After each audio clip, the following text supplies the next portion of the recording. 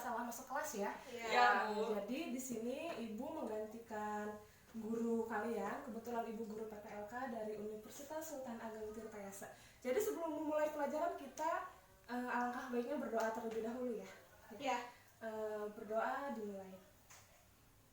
Berdoa selesai. Sebelum memulai pelajaran, alangkah baiknya Ibu mengabsen kalian supaya kenal dulu ya. Iya. Selawati, Hadir, Bu. Helmano Pira, Hadir. Disanada Adelia, Hadir, Bu. Nia Wulandari. Hadir, Bu. Ya, semua hadir semua. Hadir, Bu. Ada yang tahu nggak mata pelajaran kita sekarang apa? Enggak. Ya, jadi sekarang pelajaran yang kita akan bahas yaitu akan membahas tentang masa praaksara. Kenapa sih kita harus belajar masa praaksara? Kenapa sih kita harus belajar sejarah? Karena merupakan sejarah itu historis ya, yang tidak boleh dilupakan. Ada yang tahu nggak masa praaksara itu apa? Masa belum mengenal aksara, Bu. Nih, jadi masa praaksara atau masa nireka merupakan masa sebelum mengenal tulisan, di mana masa praaksara itu menggantikan nama dari masa prasejarah yang yang menurutnya kurang tepat gitu. Terus bagaimana sih cara hidup manusia pada masa praaksara? Ada yang tahu? Meramu. Ya, salah satunya meramu. Nah, cara hidup di masa praaksara. Masa praaksara ini memiliki dua cara hunian yang berbeda. Mereka lebih memilih tinggal di tempat air ya, di tempat yang terbuka, terus di dekat air karena merupakan mereka tuh kenapa mereka tinggal di dekat air atau di alam yang terbuka? Untuk mempermudah mereka mencari makanan. Ya betul. Terus kapan masa praaksara itu dimulai? Nggak tahu. Masa praaksara dimulai itu pada masa Neozoikum. Pada masa itu kondisi bumi sudah mulai stabil ya. Terus di masa Neozoikum ini terbagi menjadi dua zaman, yaitu zaman tersier dan zaman sekunder. Apa itu zaman tersier? Apa itu zaman sekunder? Nggak tahu, lupa, Bu. Lupa? Yes. Ada yang tahu? Enggak, lupa, Bu. Nah, mari kita lihat ke sini. Zaman tersier itu merupakan zaman di mana pada saat itu binatang-binatang besar mulai berkurang dan digantikan oleh binatang yang menyusui, yaitu seperti kera dan monyet. Dan pada zaman kuarter itu mulai munculnya tanda-tanda kehidupan manusia purba. Nah, terus di masa zaman kuarter ini terbagi juga menjadi dua, yaitu zaman Pleistosin dan zaman Holosin. Zaman Pleistosin ini merupakan awal kehidupan manusia purba atau disebut dengan zaman es. Dan masa Holosin ini merupakan awal kemunculan Homo sapiens. Dan siapa saja manusia purba yang ada di Indonesia? Ada yang tahu? Veteran. Mari Ibu jelaskan. Yes. Manusia purba yang ada di Indonesia itu ada 3. Yang pertama Pithecanthropus erectus, kemudian yang kedua Meganthropus paleojaponicus, serta ketiga Homo. Dan Pithecanthropus erectus ini dia ditemukan di Jawa Timur dan dia memiliki tinggi badan 130 sampai 120 cm dengan tenggorokan yang lebih bulat. Terus dia juga memiliki keahlian untuk membuat peralatan dari tulang, batu dan kayu. Terus di zaman siapa lagi nih? Terus Meganthropus paleojaponicus. Meganthropus paleojaponicus ditemukan sama di Jawa. Dia memiliki ciri-ciri Rahang yang besar. Iya betul, memiliki ciri-ciri tubuh rahang yang besar, kening yang menonjol, terus berjalan tegap. Dan selanjutnya ada Homo. Homo ini manusia purba lebih sempurna dibandingkan kedua zamannya. Terus Homo terbagi menjadi 3. Ada apa aja Homo itu? Homo sapiens, Homo soloensis, Homo wajakensis. Iya betul.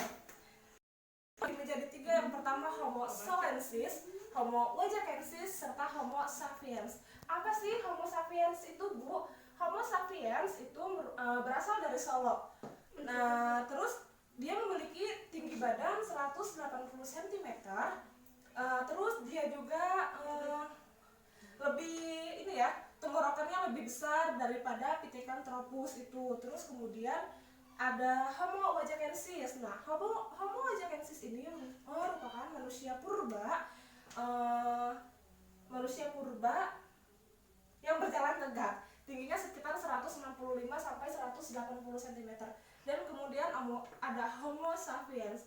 Homo sapiens ini merupakan manusia purba generasi terakhir yang dia tuh sudah mempunyai ciri-ciri fisik yang sempurna seperti manusia pada umumnya, seperti kita ya, manusia pada zaman now. Nah, di sini penjelasan Ibu apakah sudah ada yang dimengerti? Apa kurang dimengerti? Mengerti. Iya. Nah, sekarang Ibu akan mempunyai games buat kalian ya. Jadi, Apa tuh, Bu? Ibu di sini punya kartu menjodohkan ya. Di sini ada jawaban dan ada soalnya juga. Jadi di sini Ibu akan acak kalian, dan Ibu juga akan mengacak kartu ini. Terus kalian nanti cari jawabannya ya. Ini buat kamu. Ini buat kamu. Ya, silakan dicari. Menemukan belum pasangan kalian? Udah. Ayo yang pasangan satu pasang berdiri. Nah, ya itu. Yang kamu duduk dulu aja. Mereka dulu. Ayo bacain. Bagaimana sistem kepercayaan masyarakat praaksara di Indonesia? Jawabannya? Dinamisme, yaitu keyakinan pada roh-roh yang melekat pada setiap benda-benda alam seperti batu, pohon, langit, bulan, dan matahari. Animisme, yaitu keyakinan terhadap adanya roh-roh yang tidak terlihat. Ya, betul. Nah, jadi sistem keyakinan dan kepercayaan pada masa praaksara itu mempunyai dua sistem kepercayaan. Yang pertama animisme dan dinamisme. Selanjutnya, ayo bacakan. Mengapa masyarakat awal praaksara memilih hidup berpindah-pindah? Karena mereka menggantungkan makanannya langsung dari alam. Jika makanan di suatu tempat sudah habis, maka mereka berpindah tempat untuk mencari makanan yang lain. Ya, tepuk tangan untuk teman-temannya. Ya, jadi mereka supaya lebih mudah mencari makanan gitu ya. Karena dia kan pada masa praaksara ini manusia purbanya mencari makanannya Nomaden.